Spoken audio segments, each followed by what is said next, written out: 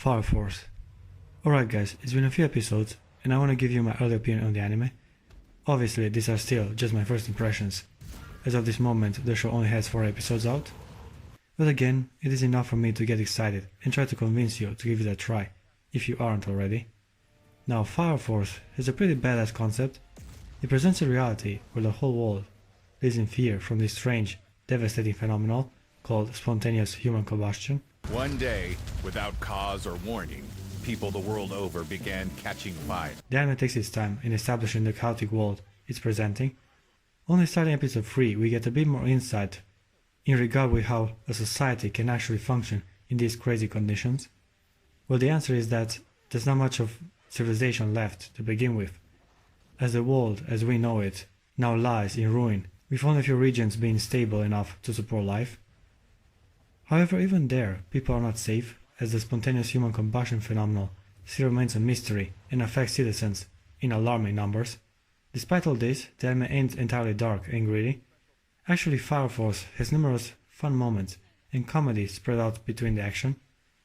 But before I talk about that, I also want to mention the art style and animations. The show has a cartoonish look similar with the one from My Hero Academia. At times the environment design even slightly resembles the look of another anime called Soul Eater. I like these raw, strong colors and the visually powerful contrast it displays. It adds a certain originality and gives the show a distinct appeal that helps it stand out from the painfully standard shonen look. Fire Force also has amazing animations. From the first episode I was delighted to see such care and effort put in fight sequences. Not only the visual spectacle, but also the choreography. This looks good. Battles are engaging, and so far, they always find a way to captivate my attention. I find myself constantly stuck to the screen whenever the main character ignites his feet and creates a spectacle of flames that develops every frame around him. Speaking of which, it's about time for me to introduce the protagonist of the story, Shinra Kusukabe, nicknamed the Devil's Footprint. He has a relatively standard shonen MC look, short with dark hair, and yet his personality is a bit different than the usual. I really like this character, from the way he talks and acts to his motivation of becoming a firefighter. Honestly, I just wanted to be a hero. He's looking for answers in regard to his tragic past, and by joining the Fire Force, Shinra hopes he might get the necessary information to uncover the truth behind the death of his family. I know having a tragic past is a rather cliché attribute of a main character, but I'm a sucker for revenge stories. And in this instance, there is more going on around it. The story often teases the two different paths Shinra might end up choosing. That's my choice? Hero or devil? I like this subtle conflict. On one hand, he's determined to become a hero, to honor the memory of his mother. I'm gonna be a superhero! I'll keep you and Sho safe forever! Well, that sure sounds cool. And yet to uncover the truth behind her death, he might just have to become a devil. Such a thematic and fitting way to develop his personality. Not only that, but he's a rather fun guy to have around. The protagonist has many traits that make him likable. His determination, casual way to talk, and being self-aware of the people around him. The way he interacts with the others is the strength of the show, making everything so much more enjoyable and engaging to watch. Shinra also has a devilish smile on his face, which at many times can be misleading, as it is an involuntary action his body takes when he is nervous or scared. He's gonna kill me. Wow, that's a hell of a face you're making. One other thing I appreciate about this character is how he treats the ladies. Unlike most shonen main characters, he ain't indifferent towards a woman's charm, and gets visibly aroused whenever a hot female is around. Wanna tell me what you're staring at, loser? Nothing. I'm a huge discussing perv, and this trait of his is right on my alley. Why does she smell so good? Easy, Turbo, you look like you want to eat her. This guy has my approval. Now that I've gotten this far, it's only fair to also mention some secondary characters. Let's start with the captain of Fire Force 8. He's an idealist that always prioritizes human life above all else. Obviously he's the main character's role model, the person he aspires towards, as the shonen genre as of late seems to favor such instances. He wants to discover the secret behind spontaneous human combustion, as he suspects that the other fire departments are holding information on this phenomenon. Somebody in the Special Fire Force should already know what's causing the infernals to appear. If I can force them to reveal it, I'll save some lives. He has a noble goal, which Shinra respects, but I'm afraid that he might stuck his nose where he doesn't belong, and get himself killed in the process. There are hints here and there he might eventually bite the dust, which is a shame, as he's an interesting and fun character.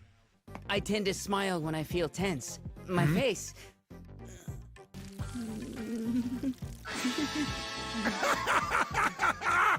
The captain also gives the protagonist advice and guidance on numerous occasions, making me appreciate him even more.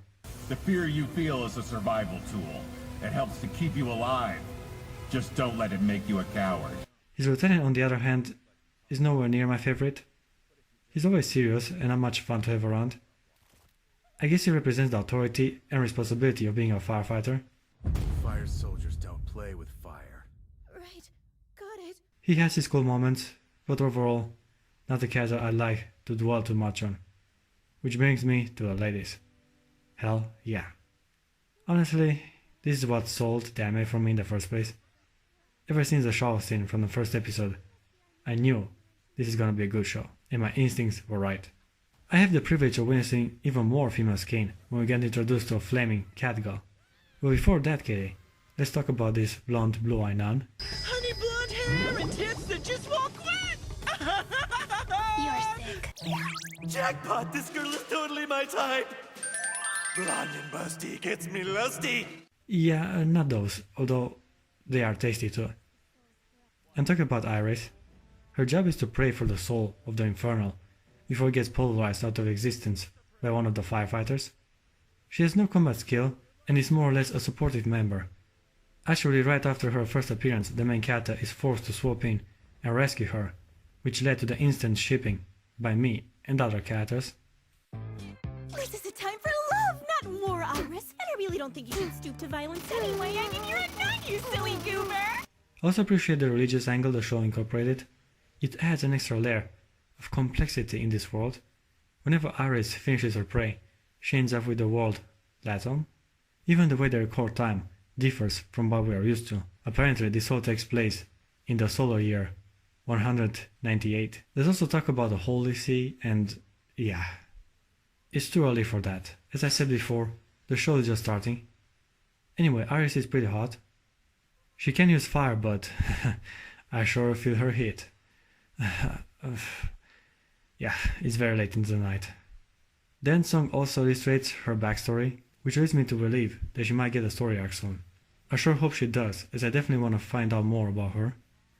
Next go on the list is Maki Oze. She's a brutish, violent, and yet charming girl.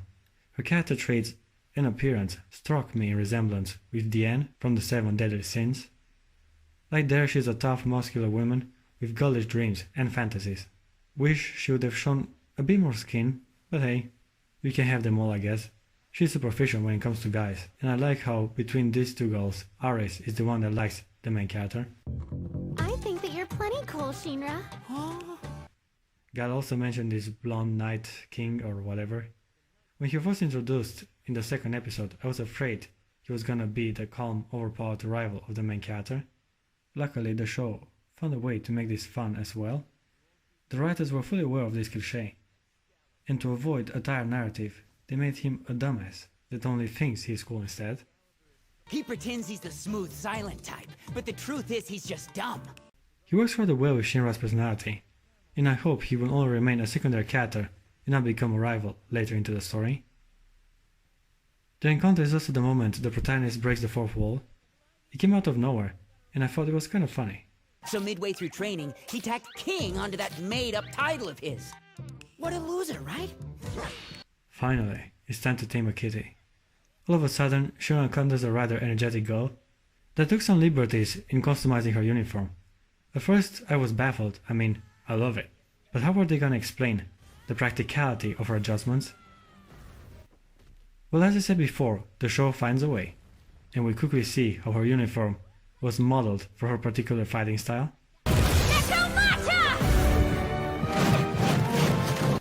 She brings the fan service to the table. Her first interaction with Shinra brought warmth to my heart, and it definitely also made a strong impression on the main character as well. Why does my lucky lecture lure always flare up at the worst possible moment? If your objective was to distract me, then you succeeded in a big way. The third episode is also when we start to get a bit more context in regard with Shinra's past. The cat girl is part of the first fire department, and her captain seems to be a pretty important figure. He is also the firefighter that was next to the protagonist, as the tragedy happened all those years back. Naturally, Shinra wants some answers, but he is denied a conversation. He's hiding something. There is also an attempt for a story arc, with these rookie games taking place. Now, it is standard shonen procedure for training grounds to be hijacked by villains, and Fire Force makes no exception to that rule. Luckily, it all ends fast, and the event merely serves as a way to further the mystery behind the main character's past. Don't know if it is a pathetic attempt for a tournament, or a clever way to avoid a cliché, but in the end, it worked out just fine. We got an awesome fight and a bit more insight into the allegiance and purpose of the Fire Force departments. The influence of the temple is strong at the first. The second reports directly to the Tokyo Armed Forces. It also looks like the captain of Squad 8 also has a bit of rivalry with the leader of the first department. The lore is also a big positive for the show. For example, at the beginning it is considered that Infernals are not self-aware. Infernals have no sense of self. It's hard to believe one of them could do this. But later on, the anime quickly shows that some are actually able to maintain control, and others even still possess the same character traits and are able to talk. I wonder if the anime is preparing for a big story arc where Infernals are sentient beings and have an organization of their own. That would mean the firefighters are hiding a big secret from the public, which would also make a fracture between departments. Okay guys, these were my thoughts so far. Keep in mind, I'm only giving my opinion on the first 4 episodes. Much can change as the story develops, but that's a topic for another video. So far, Firefight looks damn promising. Now lick my shoe. I get that you're trying to put me in my place, but isn't this going a little far?